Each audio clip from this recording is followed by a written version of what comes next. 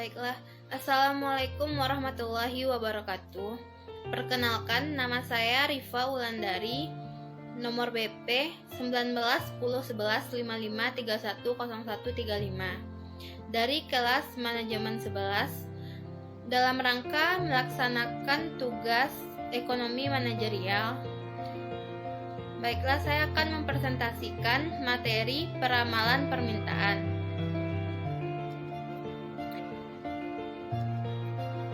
Peramalan permintaan merupakan usaha mengetahui jumlah produk atau sekelompok produk di masa yang akan datang dalam kendala satu set kondisi tertentu. Metode peramalan mana yang dipilih oleh suatu perusahaan bergantung pada yang pertama, biaya persiapan peramalan dan keuntungan yang dihasilkan dari penggunaannya. Yang kedua, jangka waktu dalam pembuatan keputusan. Yang ketiga, periode waktu peramalan atau jangka panjang. Yang keempat, tingkat akurasi yang dikehendaki. Dan yang kelima, kualitas dan ketersediaan data. Yang keenam atau yang terakhir yaitu tingkat kerumitan hubungan yang akan diramalkan. Mengapa peramalan perlu dilakukan? Yang pertama yaitu ketidaktersediaan data. Yang kedua, adanya ketidakpastian di masa yang akan datang. Dan yang ketiga, antisipasi terhadap perubahan.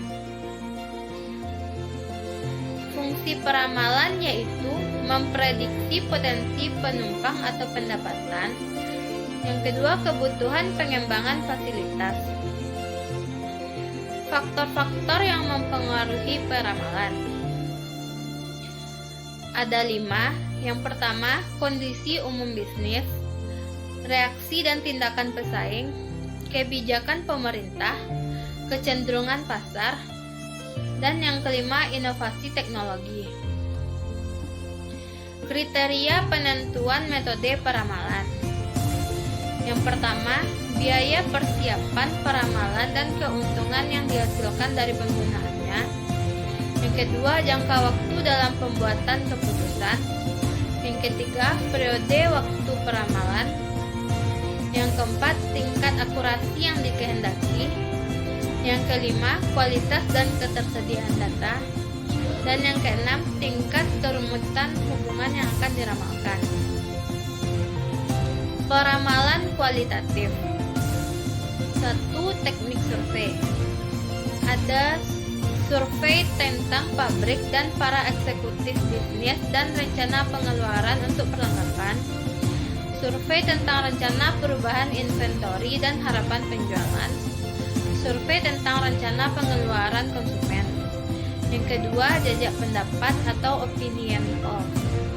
Yaitu jajak pendapat eksekutif, jajak pendapat tenaga penjual, jajak pendapat tentang keinginan konsumen, pendapat para ahli yang dipandang memahami, dan lembaga-lembaga penyalur. Yang ketiga yaitu mendapatkan perspektif luar negeri. Hal-hal yang perlu dipertimbangkan. Yang pertama, item peramalan.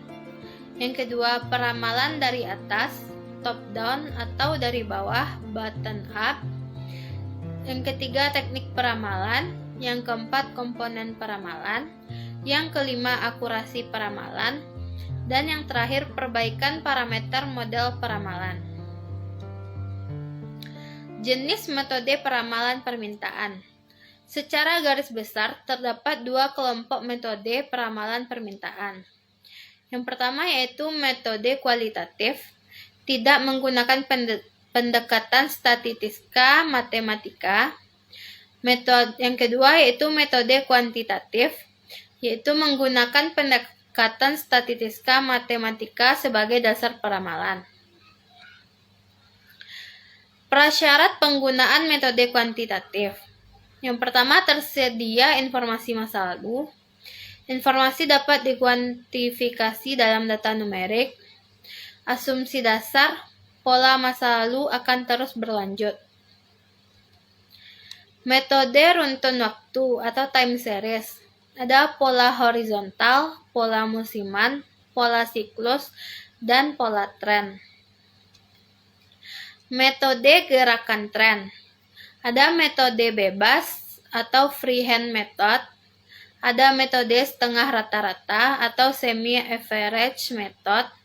Ada metode rata-rata bergerak atau moving average methods. Dan ada metode kuadrat terkecil atau least square method. Metode ekonometrik disebut juga metode sebab akibat atau causal methods. Digunakan untuk melihat pengaruh dari faktor sosial ekonomi terhadap aktivitas dari suatu prasarana transportasi bandar udara. Faktor sosial ekonomi yaitu jumlah penduduk, PDRB, ekspor-impor, jumlah industri dan tenaga kerja, dan jumlah wisatawan, komoditas andalan, dan lain-lain. Metode analisis yang digunakan adalah regresi. Metode yang terakhir yaitu metode regresi. Analisis untuk menunjukkan hubungan atau ketergantungan antara variabel terikat, dependen, dan tak terikat, independen. Menggunakan metode kuadrat terkecil. Baiklah, hanya itu yang dapat saya sampaikan. Kalau ada kata-kata yang salah, mohon dimaafkan. Saya akhiri dengan Assalamualaikum warahmatullahi wabarakatuh.